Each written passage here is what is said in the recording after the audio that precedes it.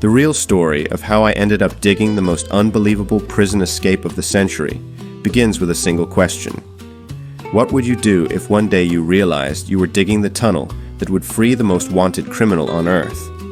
It's not the kind of question you ask yourself when you're young, not even when you grow up in Sinaloa, but it became the question that defined my entire life. My name is Miguel, or at least it used to be. Today I live under another name, because there was a time when every strike of my shovel, every meter we opened underground, brought the man the world knew as El Chapo Guzman closer to the boldest escape anyone had ever seen. He was barely 5'6", but he controlled an empire worth billions.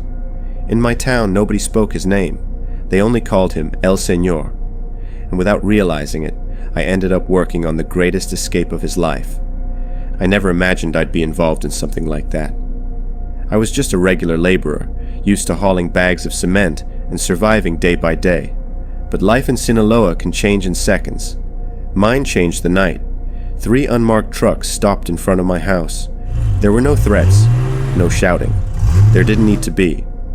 When a group like that shows up at your door, you already know you cannot say no. They told me they needed someone who knew how to use tools and endure heavy work. It wasn't an invitation. It was an order. They put a blindfold over my eyes and pushed me into a truck. And as we drove, I could feel and smell the terrain changing around me. First the damp air of the mountains, then the dryness of dirt roads, and later a colder, denser air that felt industrial and underground. No one spoke, except a single voice that said, "This one works. He doesn't ask questions." And at that moment, I understood exactly why they had chosen me, because I was invisible. When they took off the blindfold, I found myself standing in front of a metal warehouse with no signs or markings. We walked down a set of stairs, and that's when I realized this wasn't just a job. It looked like an underground factory. Tools scattered around, newly installed rails, piles of wet earth, blueprints spread across improvised tables, and armed men watching every movement. No one spoke. Everyone was there to obey. An engineer told me that my job was to dig, and it didn't matter how tired I felt, how much my muscles burned, or how frightened I was the tunnel had to be perfect. Nothing could fail. He didn't say it to motivate me. He said it like a sentence. Down there, a mistake didn't mean a warning. It meant disappearing forever. As time passed, I began to understand the magnitude of what we were building. The ventilation system was installed with millimetric precision, pushing fresh air through the corridor. The walls were reinforced with wood and metal. Lights were connected to hidden generators, and in the center of the tunnel ran a perfectly leveled metal rail. One afternoon, they brought in a modified motorcycle with special wheels designed to lock onto that rail. When they turned it on, the vibration ran through my bones. One of the bosses murmured, "Once the boss gets on this, no one will ever catch him."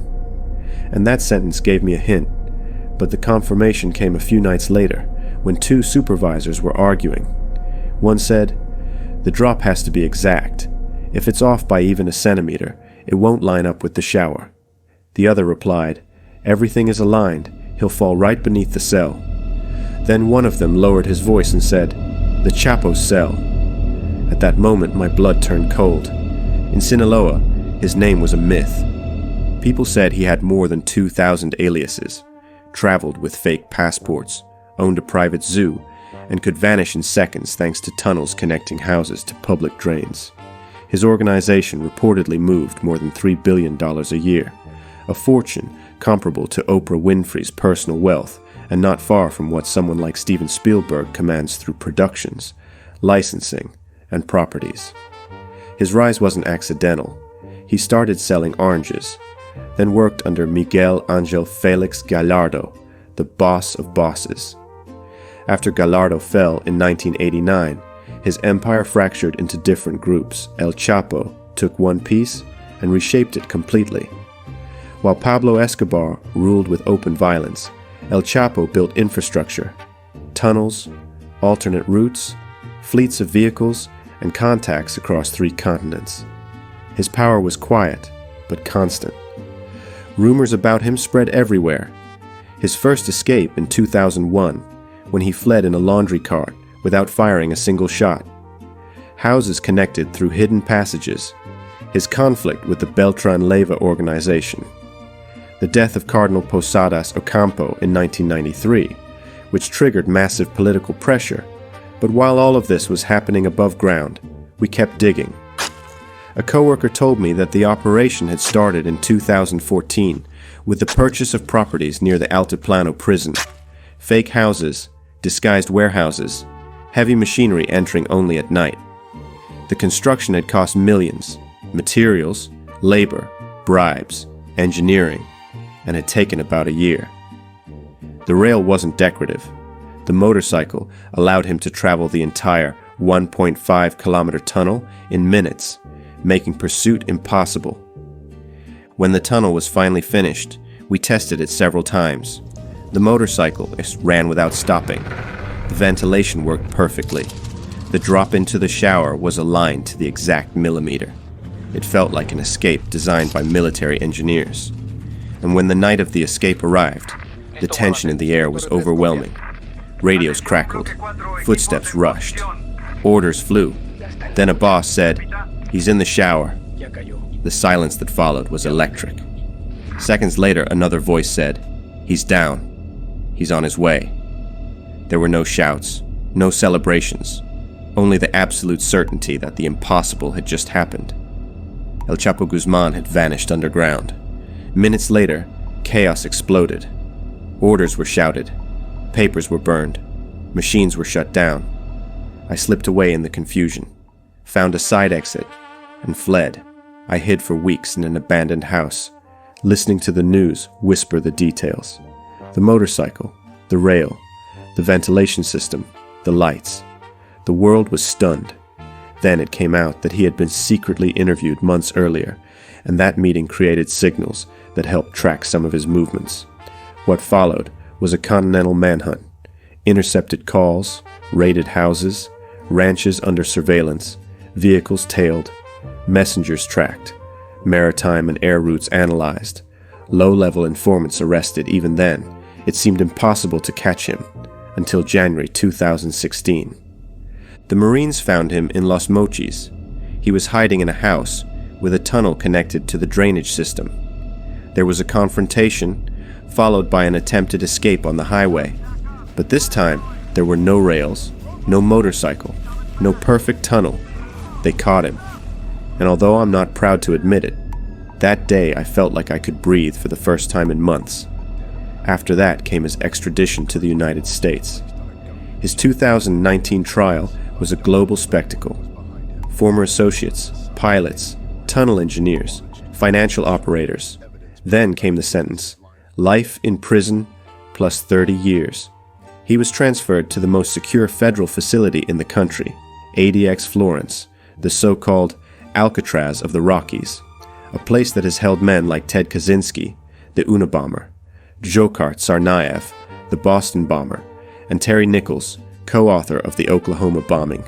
And now, it also holds El Chapo. ADX Florence isn't a prison. It's a lifetime of isolation. El Chapo spends 23 hours a day alone, with no contact with other inmates. His cell has a 4-inch window designed so he can't see the horizon, only a thin slice of sky. The walls are reinforced concrete, with motion sensors, 24-hour cameras, and armored automatic doors. His recreation time is spent in a concrete cage, with metal bars and a steel roof. His routine never changes. Food, shower, checks, silence. Visits happen behind thick glass and under federal supervision. Every letter he sends, every word he tries to communicate, is screened by the FBI. His television only shows educational or religious channels. Former guards have said the goal is simple: to erase the outside world from his mind, to keep him from seeing cities or mountains or any horizon at all. Even the guards are rotated constantly to avoid familiarity or corruption. In a place like that, no one escapes. Meanwhile, the cartel didn't disappear. Los Chapitos, Ivan, Alfredo, and Ovidio took control of entire sections.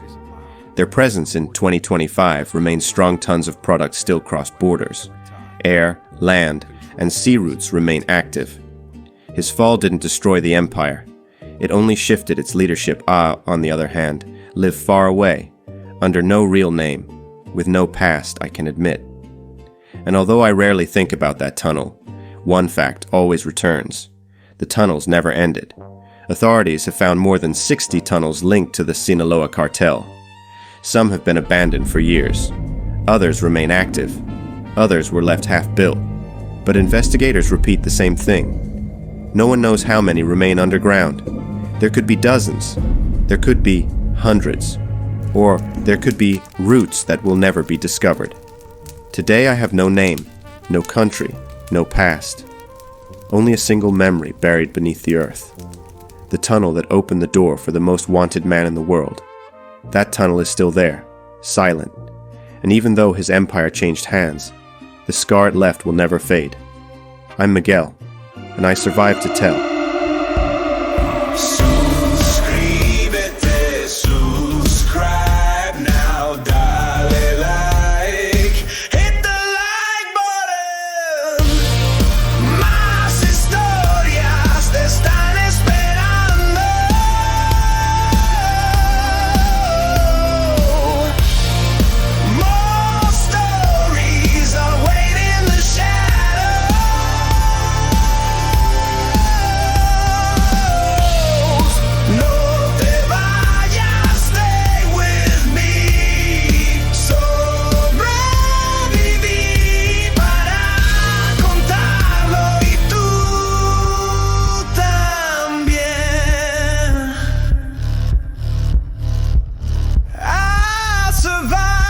To tell.